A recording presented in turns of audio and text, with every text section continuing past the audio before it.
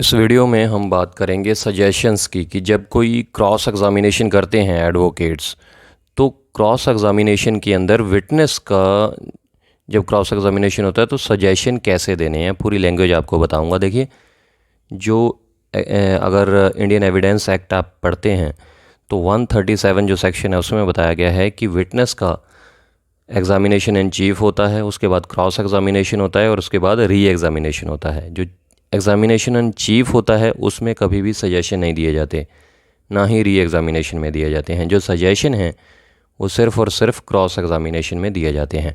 अब इसकी जो लैंग्वेज है वो थोड़ी सी टफ़ होती है। जो सजेशन जो लिखवाते हैं एडवोकेट्स कोर्ट के अंदर, तो अगर आप नए एडवोकेट हैं तो ये वीडियो ध्यान से देखिएगा। देखिए, सजेशन का मतलब क्या होता है। सजेशन का मतलब ये होता है कि जो चीज़ एविडेंस के अंदर ऑपोजिट पार्टी आपके ख़िलाफ़ दे रही है उसको आपने डिनाई करना है।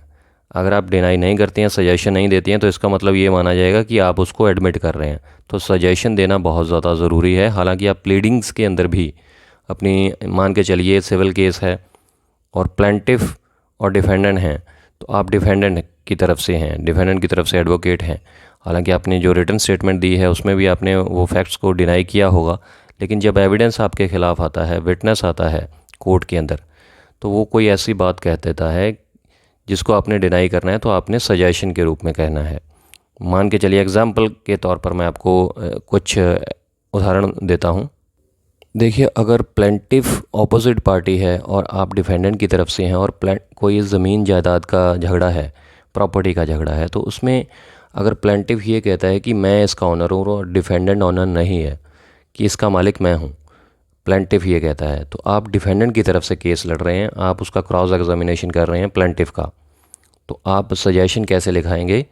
It is it is wrong to suggest It is wrong to suggest that defendant is the owner of property.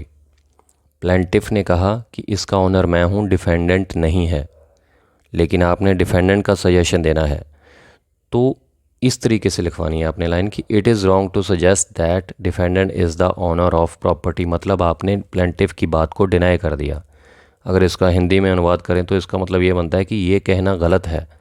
It is wrong to suggest, ये कहना गलत है कि जो डिफेंडेंट है वो प्रॉपर्टी का ऑनर है। हालांकि बात वही है, लेकिन जो कानूनी जो लैंग्वेज होती है, जो क्रॉस एग्जामिनेशन में सजेशन लिखाए जाते हैं, वो थोड़ा अलग तरीके से लिखाए जाते हैं, जैसे मैंने अभी लिख कर बताया आपको। तो इस तरीके से आपने लिखाने हैं सजेशंस कि it is wrong to suggest that the defendant is the owner of the property. तो इसका कहने का आपका जो मतलब कहने का ये है कि जो आप सजेशन देते हैं वो आपका डिफेंस हो जाता है, कि आपने अपने डिफेंस में ये बात कह दी है, सजेशन दे दिए हैं, और जो अपोजिट पार्टी है उसकी बात को आपने डिनाई कर दिया है। तो इस तरीके से, बड़ी सिंपल तरीके से मैंने आपको समझाने की कोशिश की है।